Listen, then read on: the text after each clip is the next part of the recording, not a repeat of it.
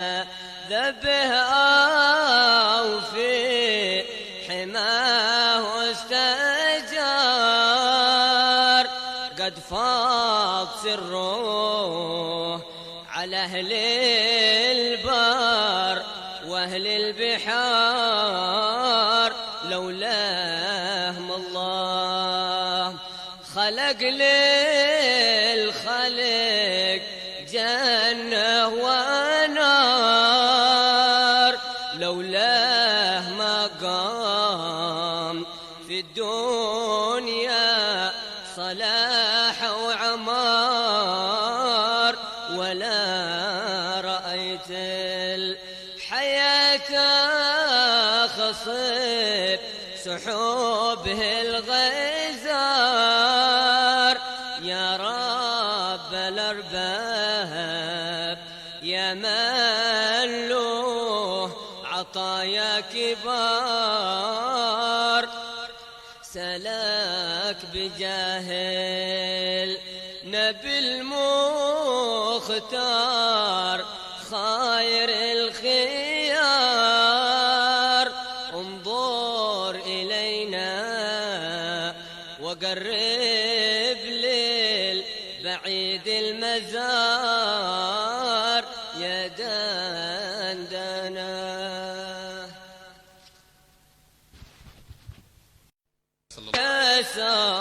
يسار منزل به الأنس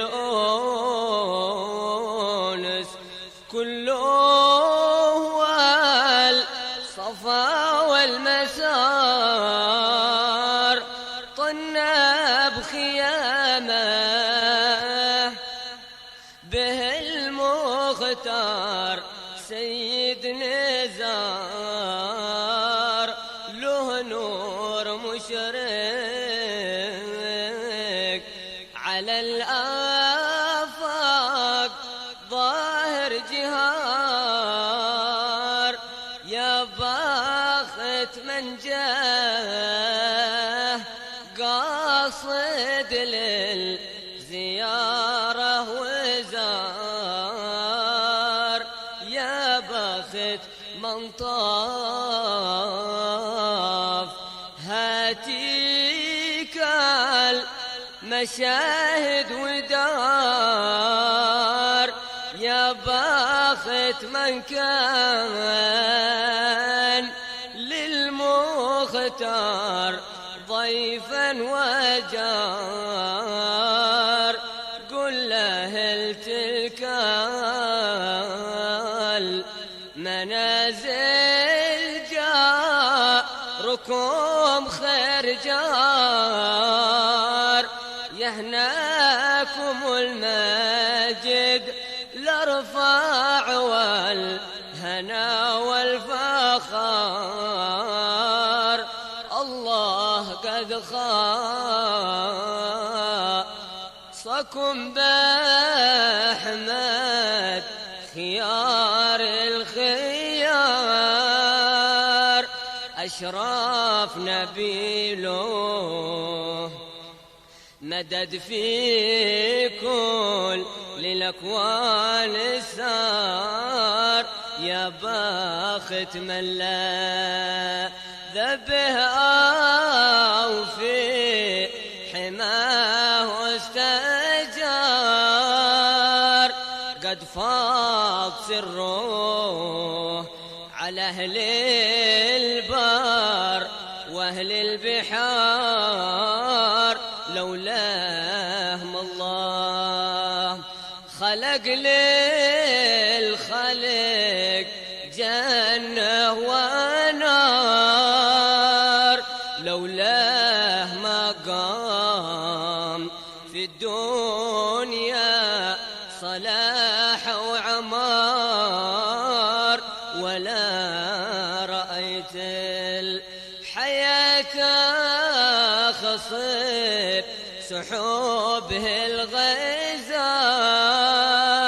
يا رب الأرباب يا من له عطايا كبار، سلك بجاهل نبي المختار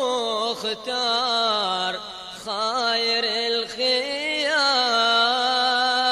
انظر إلينا وقرب للبعيد المزار يا دندنا.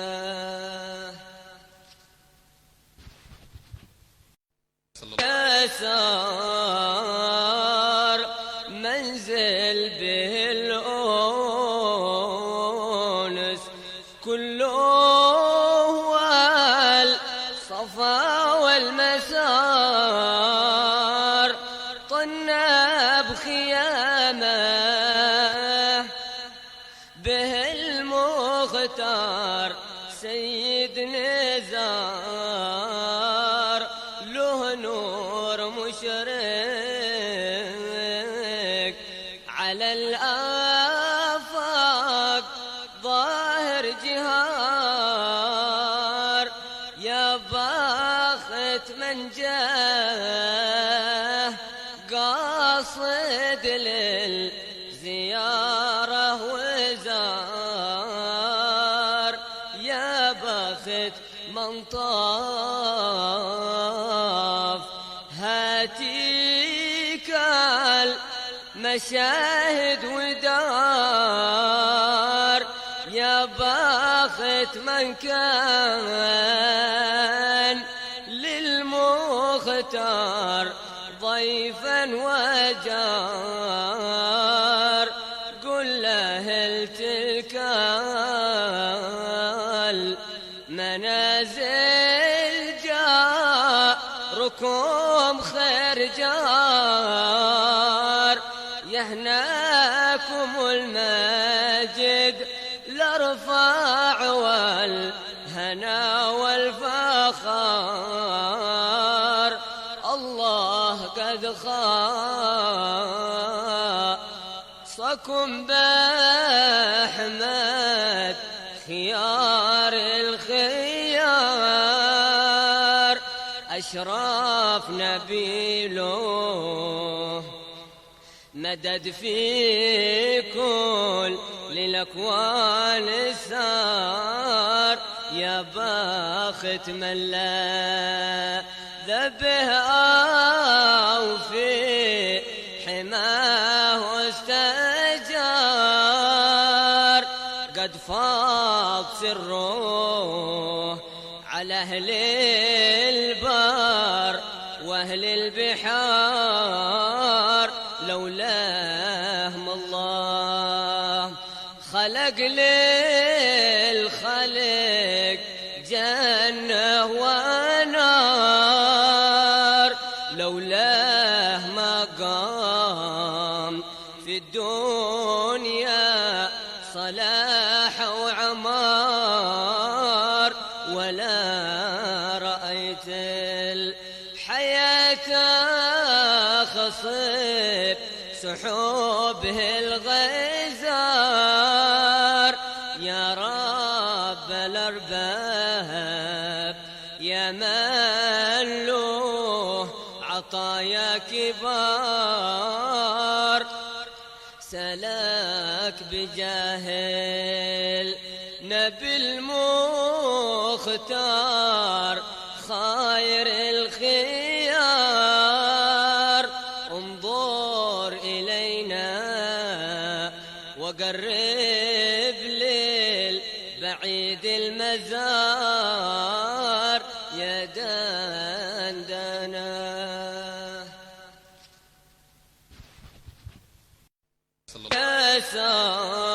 يسار منزل به الأونس كله هو الصفا والمسار، طنى بخيامه به المختار سيد نزار، له نور مشرق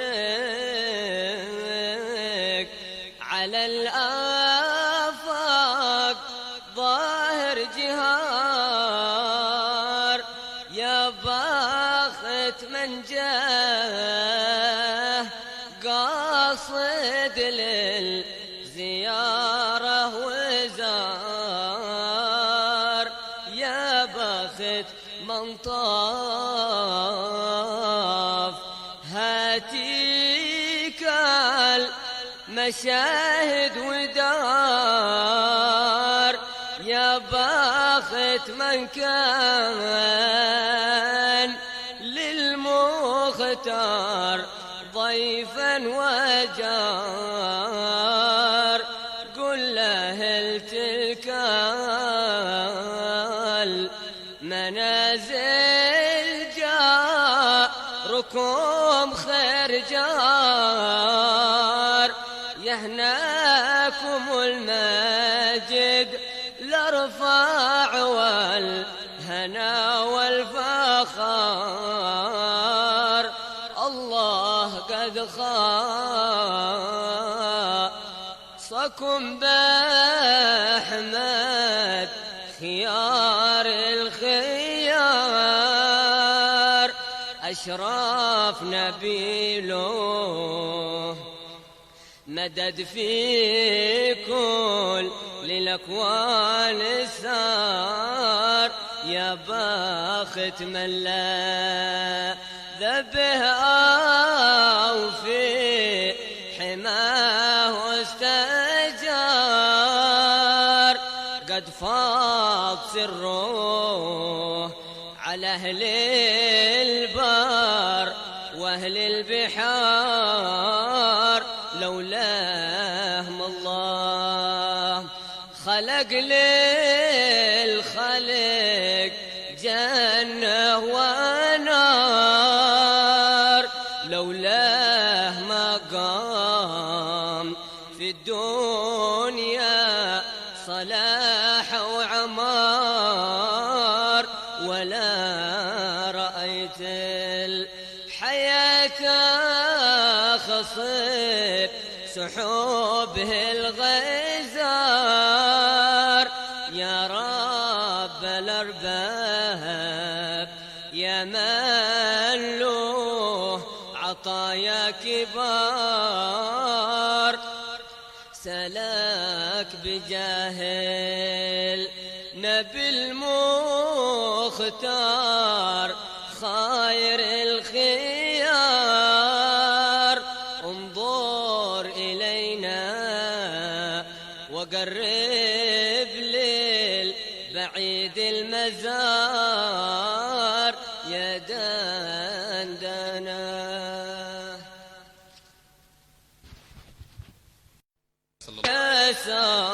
يسار منزل به الأونس كله الصفا والمسار،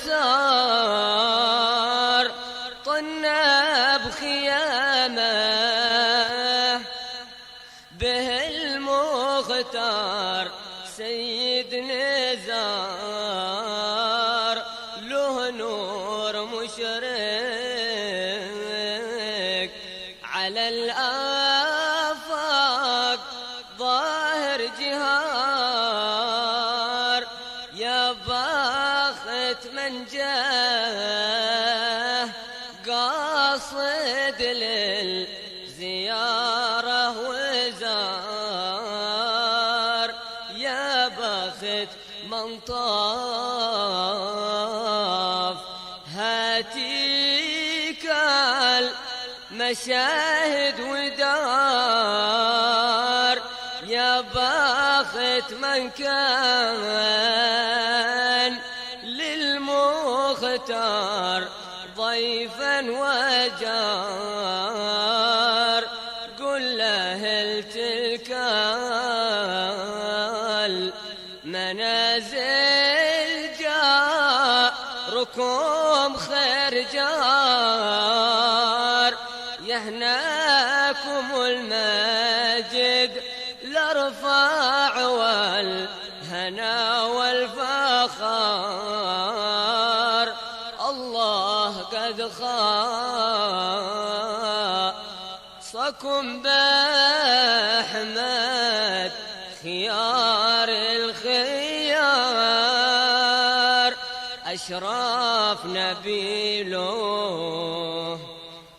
مدد في كل للأكوان سار يا باخت من لا ذبه أو في حماه استجار قد فاض سره على أهل البر وأهل البحار لولاهم الله خلق للخلق جنة ونار لولاه ما قام في الدنيا صلاح وعمار ولا رأيت الحياة خصب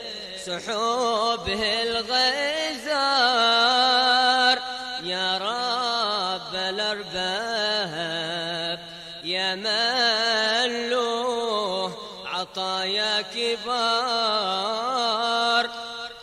سلاك بجاهل نبي المختار خير الخيار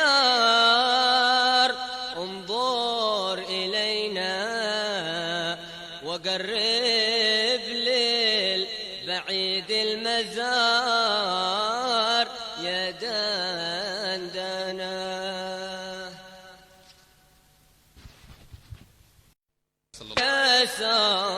يسار منزل به الأنس كله هو الصفا والمسار طنب خيامه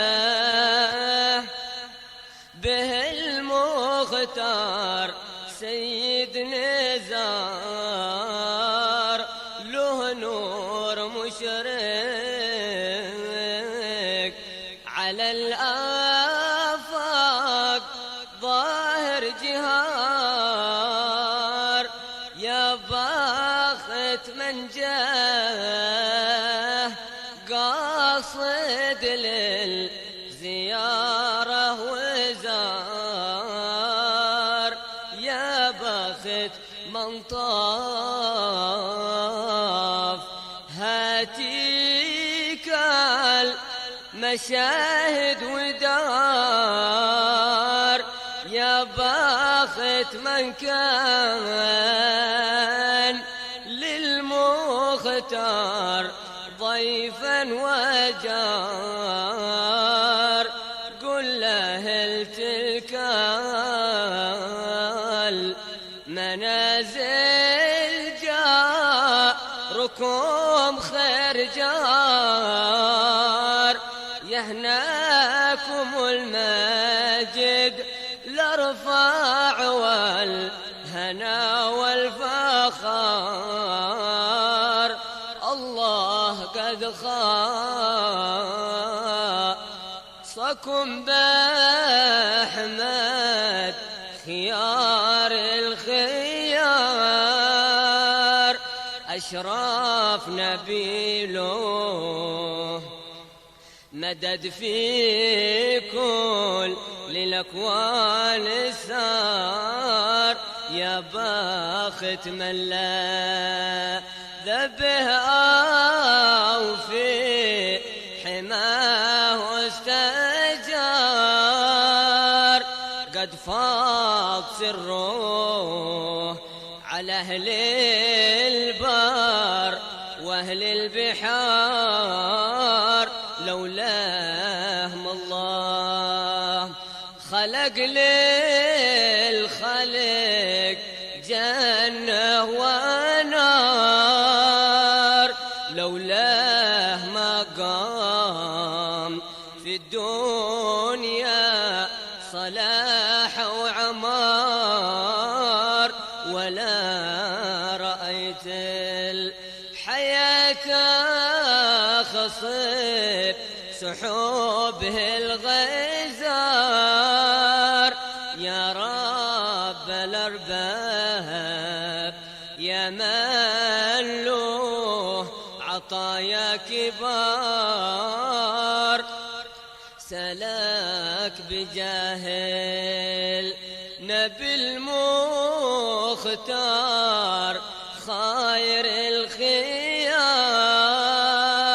انظر إلينا وقرب للبعيد المزار يا دندنا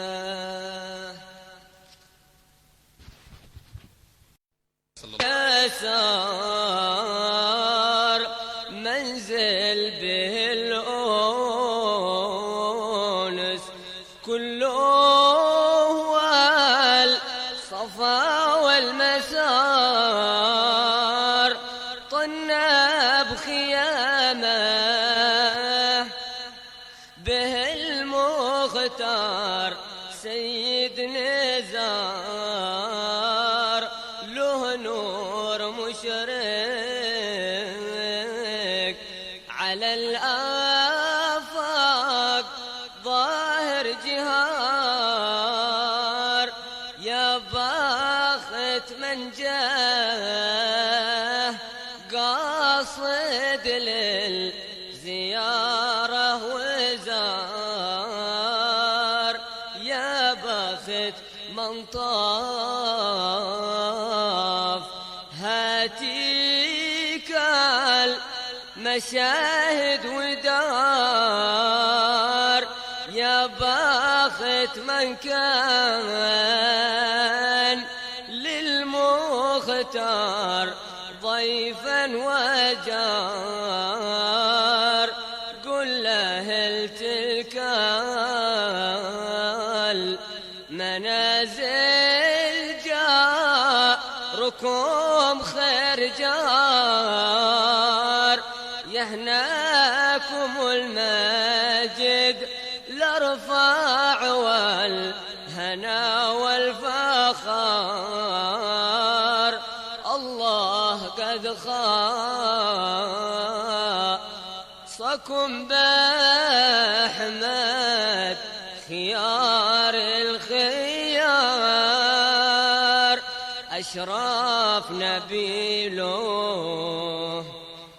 مدد في كل للأكوان السار يا باخت من لا ذبه أو في حماه استجار قد فاض سره على أهل البار وأهل البحار لولاهم الله خلق للخلق جنة ونار لولاه ما قام في الدنيا صلاح وعمار ولا رأيت الحياة خصب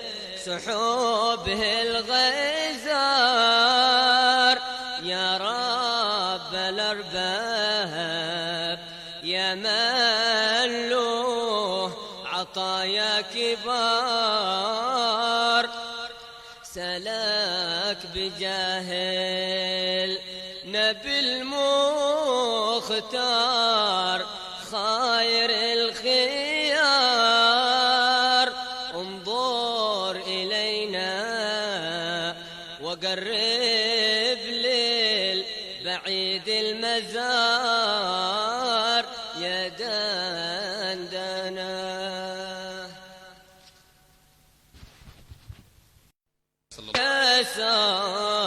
يسار منزل به الأونس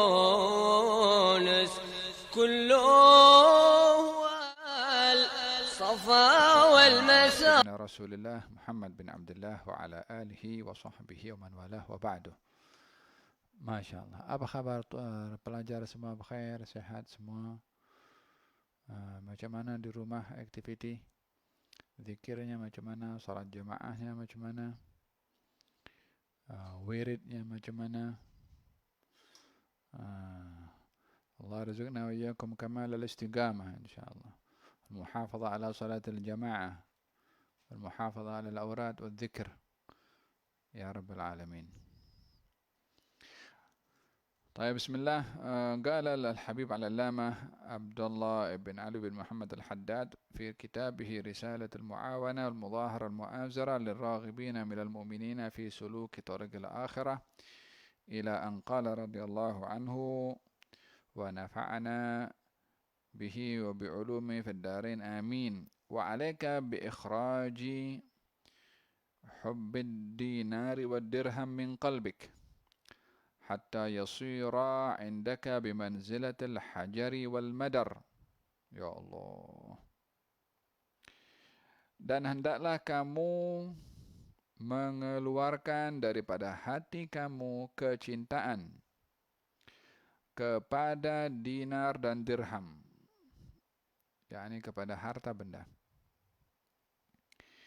sehingga keduanya boleh menjadi sama kedudukannya dengan batu dan debu.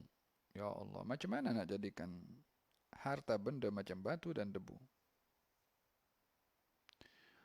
La ilaha illallah. Wa bi ikhraji hubbil manzilati 'indan nas, dan hendaklah kamu mengeluarkan dari hati kamu kecintaan untuk mencari kedudukan pada manusia. Ingin dipuji, ingin disanjung, ingin dihormati, ingin dikedepankan. Hatta yastawiya 'indaka madhuhum wa dhammuhum, sehingga sama bagi kamu pujian orang atau makian. Dipuji, dimaki, tak ada beza, tak goyang hati. Tak sombong ketika dipuji, tidak takabur ketika disanjung, dan tidak marah ketika dihina. Tidak merasa jatuh maruahnya ketika dimaki, yakni tak tersentuh dengan pujian dan tak tersentuh dengan makian. Wa iqbaluhum wa idbaruhum, dan hendaklah kamu mengeluarkan daripada hati kamu mencari kedudukan pada manusia dengan kamu menilai orang itu datang kepada kamu atau orang itu meninggalkan kamu. Yani orang datang dia tak merasa mulia, orang pun tinggalkan dan berpaling kepada dia pun tidak merasa terhina. Yani sama bagi dia. Ya Allah, susahnya nak dapatkan kedudukan ini. Adakah ini perkara mustahil? Tidak mustahil. Sebab orang yang dia mencari kedudukan di sisi Allah, dia tak akan cari kedudukan pada manusia. Yang dia mencari pujian daripada Allah, dia tak akan cari pujian daripada manusia. Apa yang boleh nak dibandingkan pujian manusia dengan pujian yang Allah Subhanahu wa taala? Pujian manusia relatif. Hari ini kita dipuji, esok boleh dimaki. Hari ini kita boleh dimaki, esok kita dipuji. Itu pada manusia. Tetapi kalau pada Allah Subhanahu wa taala, orang kalau dipuji sampai hari kiamat dia terpuji. Dan kalau orang itu hina di mata Allah, sampai hari kiamat dia akan hina dan tak ada siapa yang mengangkat darjatnya. Faham tom? Gal baginda Rasulullah sallallahu alaihi wasallam berjumpa dengan Sayyiduna Harithah. Harithah saya ingat. Ditanya, "Kaifa asbahta ya Harithah?" Bagaimana keadaanmu pagi ini wahai Harithah? Katanya, asbahtu mu'minan billah. Aku hari ini dalam keadaan beriman kepada Allah. Lalu kata Harithah, kata baginda Rasulullah, apa tandanya? Likulli syai'in haqiqah wa ma haqiqatu imanik. Setiap sesuatu itu ada bukti. Apa bukti keimananmu? Katanya, ya Rasulullah, bagi saya sama antara emas dengan batu. Kan? Apa maksudnya antara emas dengan batu sama? Yakni tidak tergugah hatinya untuk ada rasa tamak, rakus, suka sangat kepada keduniaan, seperti dia melihat batu yang tidak pun terpanggil hati ini untuk memberi nilai kepada batu. Kita nampak batu, wih berharganya batu, dia cakap macam tu ke? Of course tidak. Batu je. Bila tengok kepada duit atau harta atau emas, wih berapa gram ini, wih berapa nilainya? Ada dalam hati itu memberikan penilaian kepada harta benda. Bagi mereka para arifin seperti Sayyidina Harithah, katanya emas dan batu sama. Dan tidak sampai kepada peringkat yang sedemikian kecuali orang yang sudah sampai kepada kesempurnaan iman. Tidak melihat ada nilai pada apapun keduniaan. Yang bernilai apa yang didapat daripada pahala di akhirat melalui keduniaan atau yang lainnya. Adapun keduniaan secara zat dunia itu sendiri, bagi mereka para arifin tidak ada nilai. Ya subhanallah. Walihada baginda Rasulullah bersabda dalam hadis, hubbud dunya rasu kulli khati'ah. Cinta dunia pangkal kepada segala kesalahan. Orang berselisih gara-gara dunia, orang putus silaturahim gara-gara dunia, orang bercerai gara-gara dunia, orang bermusuh gara-gara dunia, bahkan dalam sampai kepada peringkat membunuh gara-gara dunia.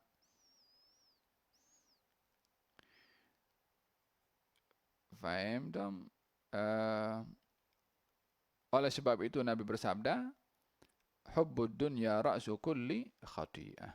Cinta dunia pangkal kepada segala atau punca kepada segala kesalahan. Cintanya itu. So jadi macam mana kita menyikapi kepada keduniaan? Jadikan keduniaan itu wasilah untuk kita dapat mengambil pahala. Carilah nilai ibadah pada dunia. Kalau diberi pangkat, apa pahala yang saya boleh dapat dengan pangkat ini? Kalau diberi kereta, apa pahala yang boleh saya dapat daripada kereta ini? Kalau dapat gaji besar, apa pahala yang saya boleh dapat dengan gaji besar saya ini? Carilah pahala, carilah akhirat melalui dunia. Wabtaghi fima atakallah ad-dar al-akhirah wa la tansa nasibaka minad dunya. Tuntutlah daripada apa saja yang Allah beri kepada kamu negeri akhirat. Demikian juga kata Imam Al-Haddad, janganlah ada dalam hati kamu mencari kedudukan pada orang. Talabul manzilah. Jangan mencari kedudukan pada orang. Yakni jangan minta orang puji kamu. Jangan minta orang sanjung kamu. Jangan minta orang memuliakan kamu. Tapi carilah kepujian daripada Allah. Sanjungan daripada Allah. Kedudukan di sini. Nak cari kedudukan di sisi Allah. Itu yang kekal. Itu yang abadi. Itu yang bermanfaat. فَإِنَّ حُبَّ الْجَاهِ أَضَرَّ عَلَى صَاحِبِهِ مِنْ حُبِّ الْمَالِ. Sesungguhnya sifat mencari kedudukan pada manusia lebih membawa mudarat bagi orang itu daripada rasa cinta kepada harta, wa kilahuma dallani ala raghbati fid dunya, walaupun kedua-duanya itu menunjukkan kecenderungan kepada dunia. Apa kedua-duanya? Suka pada harta dan juga suka mencari kedudukan pada manusia. Dua-dua adalah tanda kecenderungan seorang kepada keduniaan. Yang perkara itu tidak baik. Namun yang lebih berbahaya adalah talabun manzilah, mencari kedudukan pada orang. Dia tak puji aku, dia tak sanjung aku, dia tak ini aku, dia tak peduli aku. Faham tu? Wa aslu hubbil jahi hubbut ta'zim. Dan dasar hubbul jah, suka kepada kedudukan, adalah hubbut ta'zim, adalah orang yang dia cinta kepada glamour, orang yang cinta kepada disanjung, orang yang suka untuk dimuliakan. Wal 'azamatu min sifatillahi fahuwa munaza'atun lirrububiyah. Sementara sifat agung itu miliknya Allah. Orang yang mencari keagungan, sementara keagungan itu miliknya Allah, maka dia telah ingin mengambil sesuatu yang menjadi haknya Allah. La ilaha illallah. Bahayanya mencari kedudukan, mencari sanjungan. Kenapa dia tak sanjung aku, ya? Kenapa dia tak hormat aku? Yang tersanjung Allah, yang dihormati Allah, yang dimuliakan Allah. Maka orang yang dia mencari sanjungan daripada orang lain, seakan-akan dia mengambil sesuatu yang menjadi haknya Allah subhanahu wa ta'ala, yang wajib disanjung oleh hambanya. Faham tom? Dan sifat ini sifat dalam hati. Jangan sampai di mulut kita mengatakan al-faqir ilallah, al-abdul faqir, hamba yang fakir ini, al-faqir hamba. Di mulut cakap macam tu, tapi dalam hati, dia tak puji aku ke? Tak tahu aku ni siapa? Tak tahu aku belajar kat mana? Dah, kalau dalam hatinya dia cakap macam tu, tak ada guna dia cakap dengan mulutnya al-faqir, al-faqir. Tak payah sebut al-faqir, tapi hatinya betul-betul dia tidak mahu disanjung oleh sesiapa pun, kecuali oleh Allah Subhanahu wa taala. Wa amma hubbul mali fa innama asluhu hubbut tamattu' bisyahawat. Adapun punca kecintaan kepada harta itu adalah rasa suka untuk menikmati kenikmatan-kenikmatan yang diminta oleh hawa nafsu. Wa dzalika min sifatil bahaim. Sementara menikmati kenikmatan-kenikmatan hawa nafsu ini sebahagian daripada sifatnya bahaim, binatang. Jadi tak boleh mencintai kepada diri sendiri untuk mencari kedudukan di mata orang, untuk minta disanjung oleh orang, karena sanjungan itu miliknya Allah. Maka kita tak boleh ambil apa menjadi sifatnya Allah. Dan tak boleh kita punya sifat rakus kepada keduniaan, cinta melampau kepada keduniaan, kepada syahwat, karena itu bahagian daripada sifat binatang, yang kalau kita punya sifat seperti itu, maka menyerupai kepada binatang. Yang maksudnya apa? Hidupnya hanya untuk memenuhi syahwatnya. Tak ada nilai ibadah, tak ada nilai iman. وقد قال عليه الصلاة والسلام عن الله تعالى العظمة إزاري والكبرياء ردائي فمن نازعني واحدا منهما قذفته في النار. Allah berfirman dalam hadis qudsi, keagungan itu kain aku, kegagahan itu pakaian aku. Barang siapa yang mengambil salah satu daripada keduanya itu, aku campakkan ia ke dalam neraka. Yang merasa sombong, merasa tersanjung, merasa gagah, dia telah menandingi Allah Subhanahu wa taala dalam sifatnya. Maka demikian akan membawa kebinasaan. Wa qala alaihi salatu wassalam, ma dhi'bani ja'i'ani arsala fi zaribati ghanamin فأفسد لها من حب الشرف فأفسد لها من حب الشرف والمال في دين الرجل المسلم. Yani digambarkan oleh Nabi sallallahu alaihi wasallam orang yang rakus kepada harta, orang yang rakus kepada kedudukan adalah umpama dua serigala yang lapar.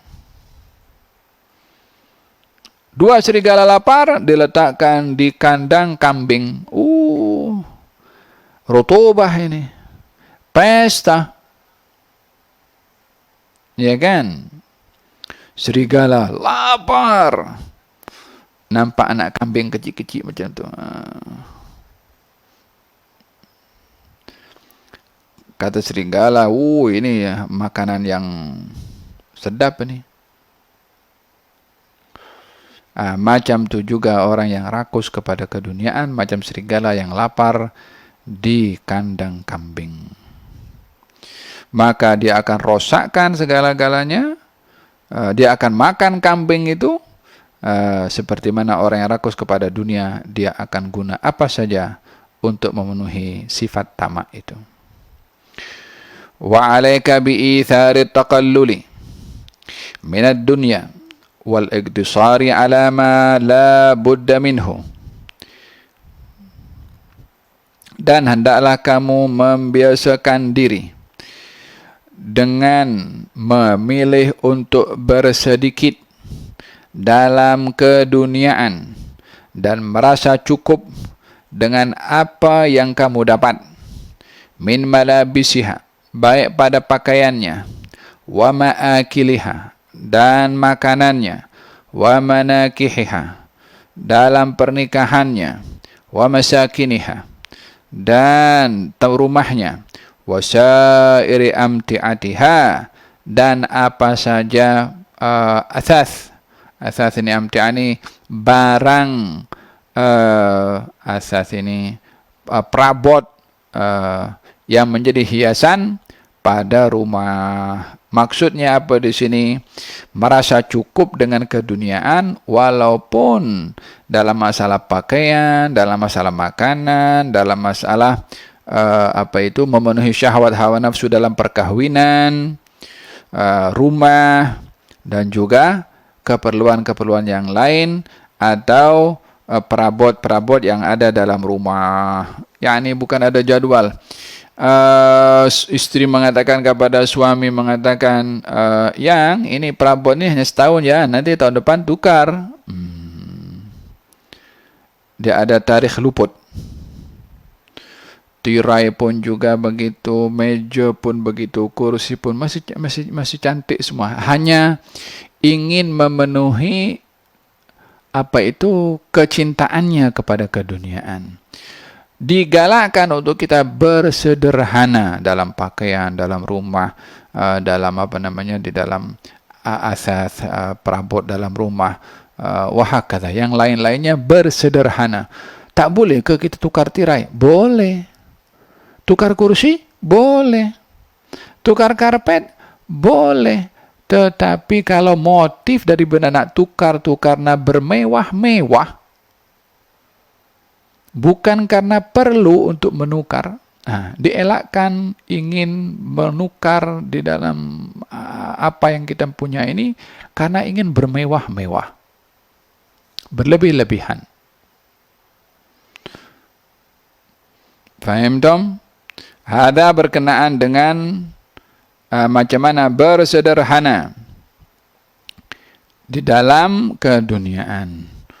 Wa iyyaka an tattasi'a fi syahawatiha wa tadda'i ma'a dhalika az-zuhda wa tahtajju li nafsika bil hujaj ad-dahidati inda Allah ta'ala wa tatlubu laha at-ta'wilat al-ba'ida 'anil haqq. Hati-hati kamu daripada ingin berleluasa di dalam syahwat keduniaan, ingin menikmati segala-galanya, lalu kamu mendakwa saya zuhud. Praktikalnya dia rakus. Dan kamu mencari-cari dalil yang tidak berasas, mencari alasan yang tak berasas, dijadikan sebagai alasan di sisi Allah Subhanahu wa taala, mencari takwil-takwil yang jauh daripada kebenaran. Sebetulnya saya ini zuhud sederhana, hanya pasal ialah ingin menikmati kenikmatan yang Allah berikan. Kita pun nak tampilkan keindahan. Cari alasannya macam tu dalam hati, nak bermegah-megah, nak menunjuk-nunjuk. Faham tu? Baik itu dalam kita tukar kereta, tukar rumah ke, motif itu akan dilihat oleh Allah. Nawai itu akan dinilai oleh Allah Subhanahu wa taala. Apa sebabnya? Apa motifnya? Adakah bermegah-megah? Adakah memenuhi syahwat dan hawa nafsu? Adakah hanya memiliki untuk glamour? Adakah hanya bermotifnya dah banyak duit nak guna apa dah, tukar-tukar sajalah apa yang Faham tu? Banyak duit bukan digunakan untuk tukar-tukar apa yang dah cantik.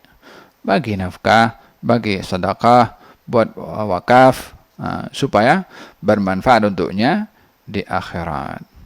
Jangan pula mencari-cari alasan untuk membenarkan diri sendiri. Wa iradu Rasulullah sallallahu alaihi wasallam wal anbiya qablahu wal a'immatu ba'dahu an at-tana'umi bid-dunya ma'al qudrati alaihi min al-halal la yakhfa ala man lahu adna ma'rifah bil ilmi. Dan kita pun melihat bagaimana Rasulullah sallallahu alaihi wasallam dan para anbiya sebelumnya dan orang-orang yang mulia daripada orang-orang yang saleh menjauhkan diri daripada terjerumus di dalam menikmati keduniaan di saat mereka mampu pun untuk memiliki keduniaan daripada yang halal, namun mereka menjauhkan diri daripada hal tersebut karena apa? Zuhud akan keduniaan. Wa idza lam taqdir ala zuhd fi dunya fama alayka an ta'tarifa birraghbati fiha wal hirsi 'alayha wa lasta ma'thuman illa ala talabiha wa tamattu' biha ala wajhin muharram fi syar'i waz-zuhdu maqamun fawqa dhalik. Ya Allah, kalau kamu tidak mampu, wahai manusia, untuk bersifat zuhud di dunia, maka hendaklah kamu mengakui kalau kamu itu ada kecenderungan kepada dunia, keinginan kepada dunia. Yang seperti itu, keinginan kamu kepada dunia, hakikatnya kamu tak berdosa, melainkan kalau kamu mencari keduniaan, menikmati keduniaan dengan cara yang haram menurut syariat, itulah dosa. Namun zuhud ini maqamun fawqa dhalik. yakni zuhud ini kedudukan yang di atas orang yang hanya memiliki kecenderungan kepada keduniaan. Ya Allah, salah ke orang kecenderung kepada dunia? Tak salah. Yang salah kalau kecenderung kepada keduniaan dengan cara yang haram. Lalu kalau orang cenderung kepada keduniaan dengan cara yang halal, zuhud atau tidak? Tidak zuhud. Apa sebabnya? Sebab zuhud ini tidak ada kecenderungan kepada keduniaan. Dunia pun walaupun ada, datang walaupun banyak, tak goyang hatinya. Allah, siapa kita yang mampu berbuat begitu? Allah, oleh sebab itu ini zuhud maqam. Ya Allah, ya Allah, ya Allah. ولا تشعري لو أن الله تعالى فرض علينا التوسع في الدنيا فمن أين لنا القدرة عليه في زمان عز فيه ما يواري العورة ويسد الجوع من الحلال فإنا لله وإنا إليه راجعون. Ya Allah, Katanya, daripada mana sekarang ini? Kata Imam Al-Haddad, andailah kalau Allah Subhanahu wa taala mewajibkan kepada kita untuk berleluasa dalam hal keduniaan, famin aina lana al-qudra alaihi fi zamanin, daripada mana kita mampu di zaman yang sangat jarang orang yang dapat menutup kekurangannya atau aibnya untuk akan keperluan kepada keduniaan yang halal ini. Ya, ini ingin berbicara macam mana kita berhadapan dengan dunia yang terbentang semua ini kan, yang menjadi cabaran kepada kita. Ini ya Allah, ini berbicara di zamannya, zaman Imam Al-Haddad. Macam mana zaman kita sekarang ini? Kalau pada waktu itu digambarkan bagaimana keduniaan berleluasa, zaman kita sekarang macam mana? Ya Allah. Ya Allah, kita hanya boleh melihat dengan apa tulisan ini, betapa besarnya cabaran manusia dalam hidup berhadapan dengan keduniaan.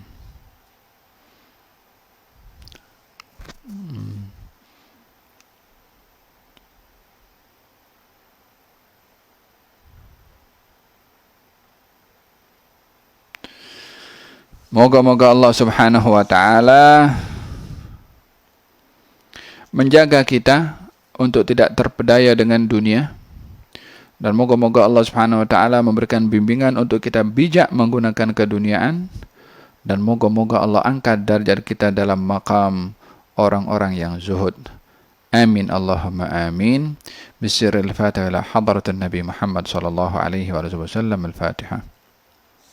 Bismillahirrahmanirrahim. Alhamdulillahirabbil alamin arrahmanir rahim maliki yaumiddin. إياك نعبد وإياك نستعين اهدنا الصراط المستقيم صراط الذين أنعمت عليهم غير المغضوب عليهم ولا الضالين آمين. ربنا تقبل منا إنك أنت السميع العليم، تب علينا إنك أنت التواب الرحيم. اللهم أغننا بحلالك عن حرامك، بطاعتك عن معصيتك، بفضلك عمن سواك. صلى الله عليه وسلم محمد وعلى آله وسلم. الحمد لله رب العالمين. تقبل الله منكم. يا ربي يا عالم الحال، إليك وجهت الأمل، فمن علينا بالإقبال، وكن لنا واصلح البال. يا ربي يا رب الأرباب، عبدك فقيرك على الباب، أتى وقد بت الأسباب، مستدركا بعد ما مال. يا واسع الجود جودك، الخير خيرك، وعندك فوق الذي رام عبدك، فادرك برحمتك في الحال. يا موجد الخلق طرا، وموسع الكل برا، أسألك إسبال سترا على القبائح والأخطال.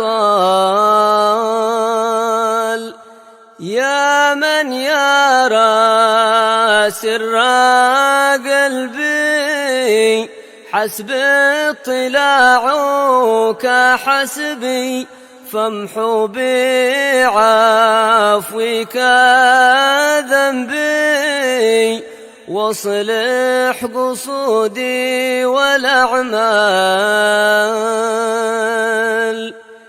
ربي عليك اعتمادي، كما إليك استنادي، صدقا وأقصى مرادي رضاؤك الدائم الحال. يا ربي يا ربي إني أسألك العفو عني ولم يخف فيك ظني يا مالك الملك يا وال. أشكو إليك وأبكي من شوم ظلمي وإفكي. يا ربي يا عالم الحال إليك وجهت الأمل فمن علينا بالإقبال وكن لنا واصلح البال. يا ربي يا رب الأرباب عبدك فقيرك على الباب أتى وقد بت الأسباب مستدركا بعد ما مال. يا واسع الجود جودك الخير خيرك وعندك فوق الذي رام عبدك فادرك برحمتك في الحال. يا موجد الخلق طرا وموسع الكل برا أسألك إسبال سترا